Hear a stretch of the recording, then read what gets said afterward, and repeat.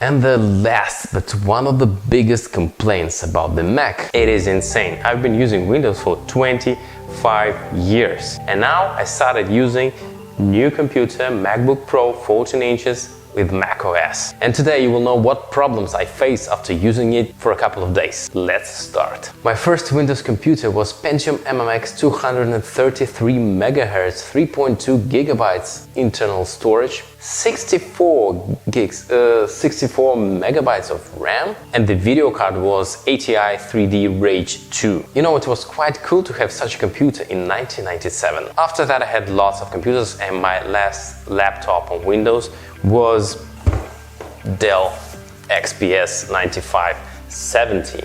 And I'm still using it. And you know, I never used Macs daily as my main computer, but I will try. I was always like hearing this legend that Macs are the best, they are made for special people that understand subtleties of computer craft, and that Windows users, they don't understand anything in computers. So I bought 14-inch MacBook Pro on M1 Max and started using it. And you know what? I'm having some trouble with it. And even though my English is not perfect, I will try to convey all my feelings about the situation with switching to another operating system. First of all, I want to say that my complaints about macOS may be funny for you if you are an experienced macOS user. So if you have something to comment on, I want to welcome you in the comment section down below.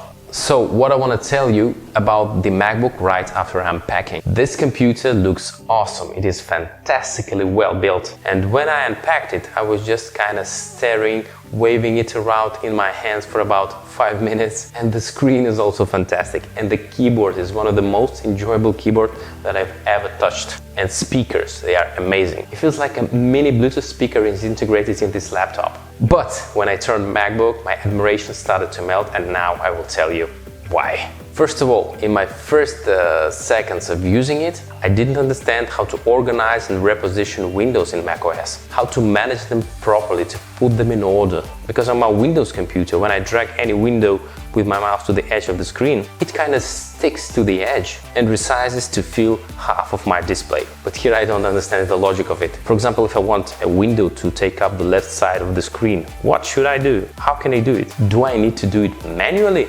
It is a stone age, guys. Okay, I googled this question just a bit, and as I understood, it is not possible to do it by default in Mac OS. I have to buy a special software for it. It is called Magnet and it costs 8 euros.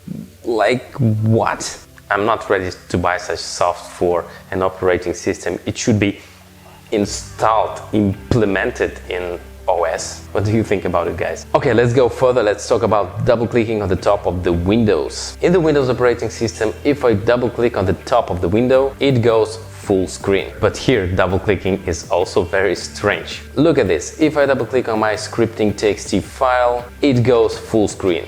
Great. I double-click it again and it becomes smaller. But when I open Safari and I try to double-click it, it is not going full screen.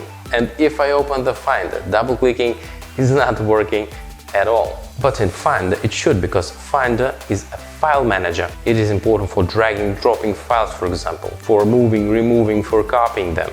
If you know why double-clicking on the top of the window is working in this strange way, please comment in the comments.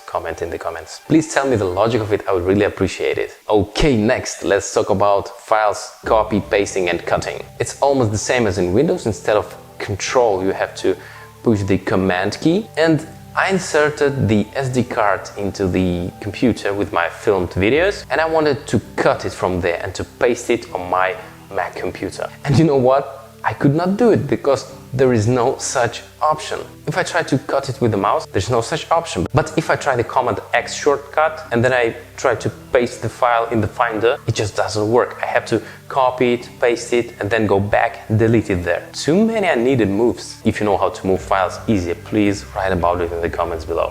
One of the strangest things for me here in macOS is that I cannot start an application or file from Finder with return key. It just wants to rename it instead. But any application can be started by pressing the return key in Launchpad. Why is it so? I connected my mouse via Bluetooth to the MacBook Pro. And you know what? The wheel is working to the opposite side. When I scroll down, the page goes up. When I scroll up, the page goes down. I thought, okay, probably it could be changed somewhere in settings. And yes, it can be changed.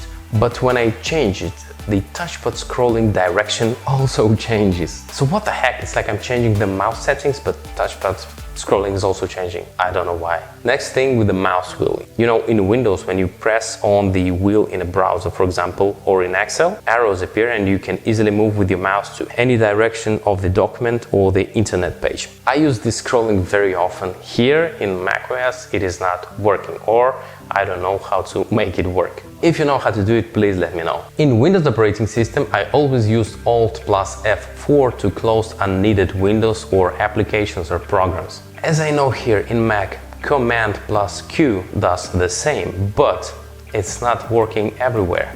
And the question is why I cannot close Finder with Command plus Q. Why is it done so? I don't understand. Next, when I transfer files from my SD card to the MacBook, I don't see the speed of transferring. Yes, it's writing how many minutes is left, but I want speed. In Windows, it's very easy. You just drop the file and you see the speed.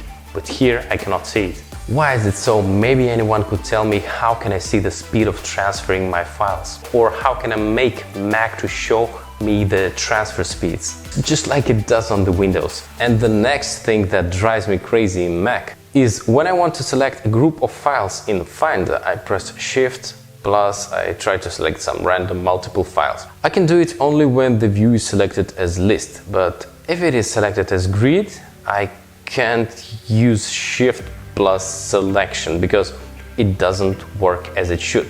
Maybe it is a bug, I don't know, but maybe it's like a feature in macOS. If you know the answer to this question, please let me know in the comments. And the last, but one of the biggest complaints to Mac OS system is the dock. For me, at this stage, it is not comfortable to use and it takes lots of screen space. I can make it smaller and I made it smaller, and the icons also become smaller and now it is difficult to see what is on them. In Windows, when I launch, for example, 2 Chromes, I can see them here at the bottom and I can switch between them easily, but here in this macOS dock, I can see only this small dot that tells me about the launched app. And as you probably understood, if I start a couple of Chromes or Safaris, I don't understand how can I switch fast between them. If I press Command and Tab, I can see my launched applications, but I see only one Safari. I cannot see all opened Safaris. Why is it so? I know that I can do it on a touchpad with 3 fingers swiping to the top, and I will see all the apps that are opened, even if they are like opened in 2 or 3 separate windows. But how can I do it with the keyboard to make it fast, like with Command Tab on Windows? That is the question. And in this video, which I will do a bit later, you will see what I like the most about this computer. All the problems that I talked about today, I will try to figure them out by myself, but if you know the answers to my questions, please write something in the comments. My name is Evgeny. If you didn't know, subscribe to my channel if you didn't yet, and have a nice day. Всем добра!